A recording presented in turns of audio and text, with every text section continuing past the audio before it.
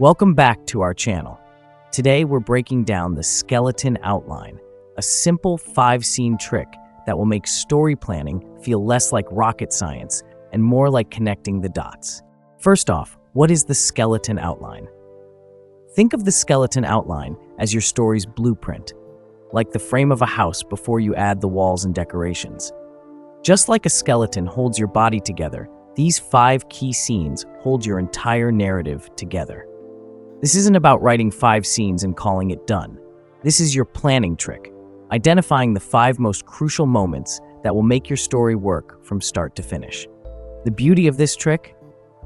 It's simple enough that you can outline it on a napkin, but powerful enough to support any story you want to tell. Let's break down each scene. Your first scene is called the hook, and it's your story's first impression. You know how they say you never get a second chance to make a first impression? The same rule applies here. The hook drops us directly into your protagonist's world, but here's the key. We're not starting at the very beginning of their life. We're starting about 5 minutes before everything changes. Think about it. In the Hunger Games, we don't start with Katniss as a baby. We start on the morning of the reaping, watching her hunt in the woods. We see her normal life, but we can already sense something big is coming. Your hook should show us who your character is in their everyday world, but make us feel like we're sitting on the edge of a cliff. We need just enough information to care about this person before their world gets turned upside down. Here's what not to do. Don't start with your character waking up and brushing their teeth unless something extraordinary is about to happen to that toothbrush. Jump into the action, but make sure we understand what normal looks like first. Scene 2 is where everything goes sideways. This is your inciting incident. This is the moment that grabs your protagonist by the shoulders and says, "Nope, your comfortable life is over now." This scene should happen early, ideally within the first 15% of your story. Why? Because if you take too long to get to the good stuff, your readers will wander off to check their phones, or worse, pick up a different book. The inciting incident is the "I volunteer as tribute" moment. It's when Luke Skywalker finds Princess Leia's message.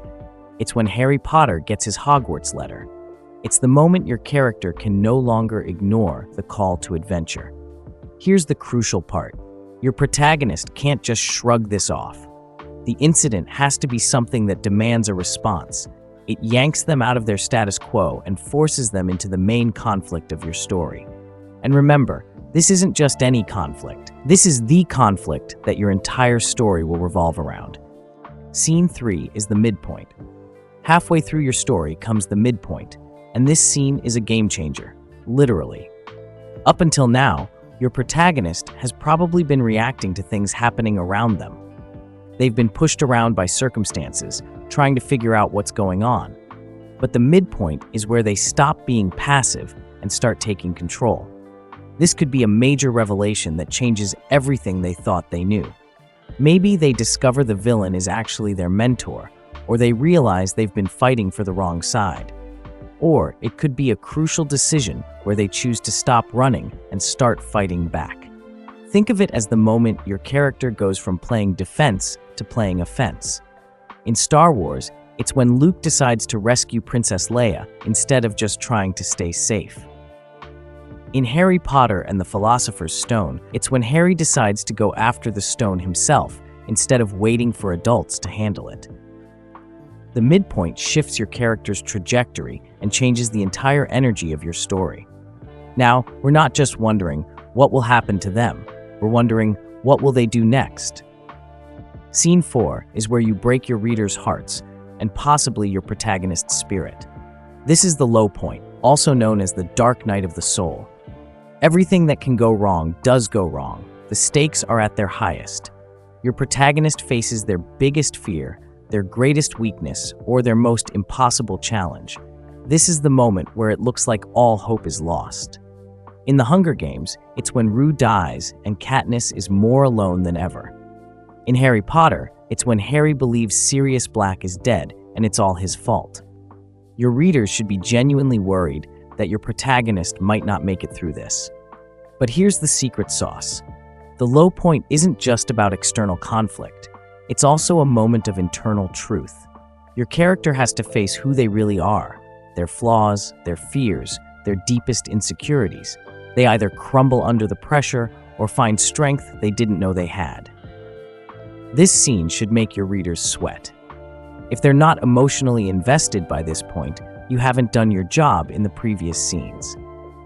Your final scene is the resolution, where your protagonist faces the central conflict head-on, and we see how they've changed. Notice I didn't say they have to win. Sometimes, the best stories are about characters who lose the battle but win something even more important.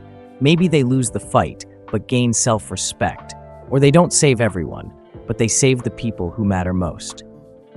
In The Hunger Games, Katniss's resolution isn't just about surviving the arena, it's about how she refuses to let the Capitol turn her into a killer.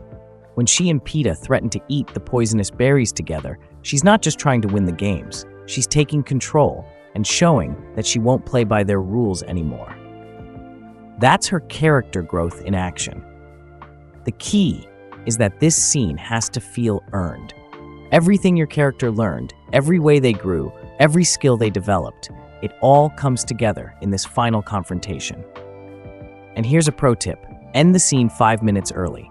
You don't need to explain every detail of what happens next. Let your readers use their imagination.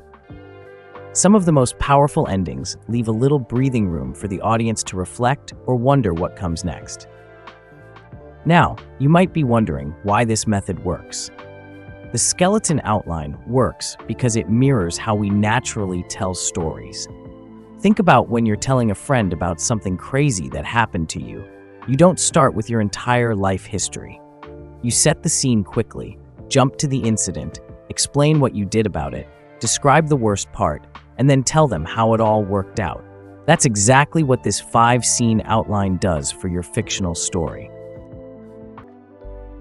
Remember, start small, think big. Just 5 scenes in your outline. That's all you need to get the heart of your story beating strong. Once you have your skeleton outline mapped out, you can build from there. Add subplots, develop secondary characters, throw in some plot twists, whatever your creative brain dreams up. But now you have a solid foundation that won't let your story collapse. The skeleton outline isn't about limiting your creativity. It's about giving your creativity a strong structure to build on. So grab a piece of paper, outline your 5 scenes, and start building the story that's been waiting inside your head. Now go forth and create something amazing. That's all from us today. Thank you for watching. Don't forget to like this video and subscribe to our channel for more lessons and ideas. See you next time.